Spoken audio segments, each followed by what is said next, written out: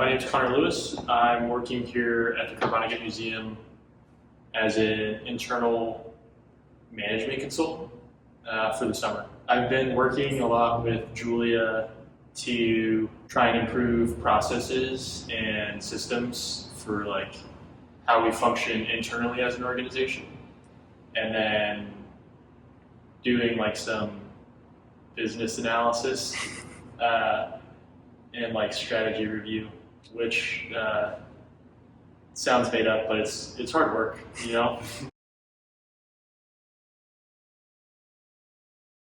Incredibly Loud and Extremely Close. It's by Jonathan Safran Foer. It follows a young boy shortly after 9/11. His father was killed in one of the World Trade Centers. And it kind of follows him as he finds these clues that his dad left for him, seemingly, I can't remember for sure. To me, it kind of seemed like it may have been happenstance. But he kind of goes on this like scavenger hunt around the city. And during that adventure, it kind of follows him dealing with his grief and also dealing with like being prepubescent, on the cusp of puberty young boy. And also he is neuroatypical. I think he's autistic. I don't know if it explicitly says that in the book or if it's just implied. But that's like another kind of element of the book, kind of like exploring how he deals with his trauma, deals with the world around him.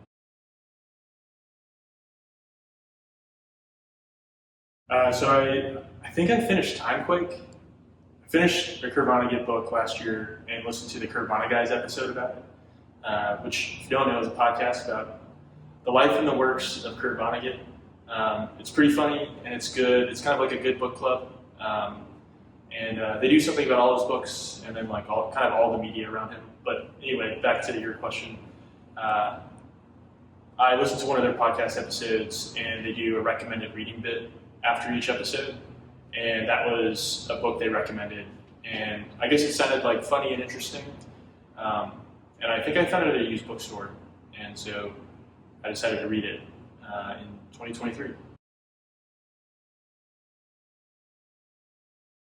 I looked this up this morning to get my facts straight, but in most places the book has been banned because of its vulgarity and like sexual content. This is partially from my memory, but also largely influenced by what I read this morning.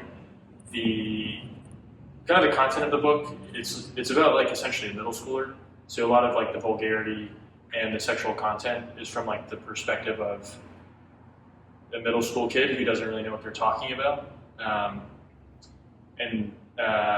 So it's just kind of funny that it's been challenged. It's more for like buzzwords being in the book than anything actually, like, I would argue that's actually unsuitable for kids. It's not like 50 Shades of Grey. One like specific reference is the kid refers to like a woman's genitalia as like VJ, which I guess is vulgar, but like it's also like kind of just funny potty humor. I think reading in general is important because it gives us insights into the lives of others that we wouldn't otherwise know about. It helps us to build empathy. It's kind of a way to communicate with people from different parts of the world, different time places, or time periods rather. Banned books particularly focus on often groups that maybe don't always get a platform or get to share their voice.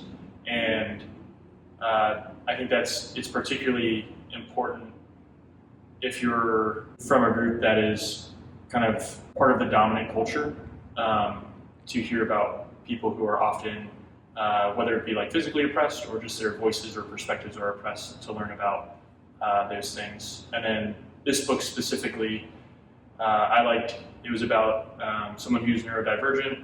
It was about, which as someone who's not, it's like interesting to get that perspective and to understand how different people kind of think and experience life, and to allow me to appreciate that perspective. Additionally, it was about something that happened in my lifetime, that being 9/11, but I was so young that I don't really have any memory of it, nor could I really parse the impact of that event on really myself or other people around that time. And so kind of reading books about the time helped me to understand, the effect it had on people.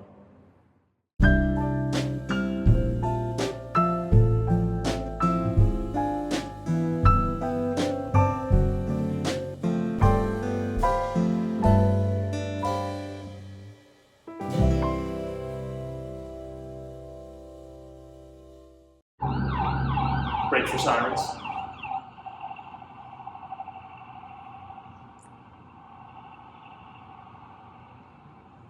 Always stop for first responders.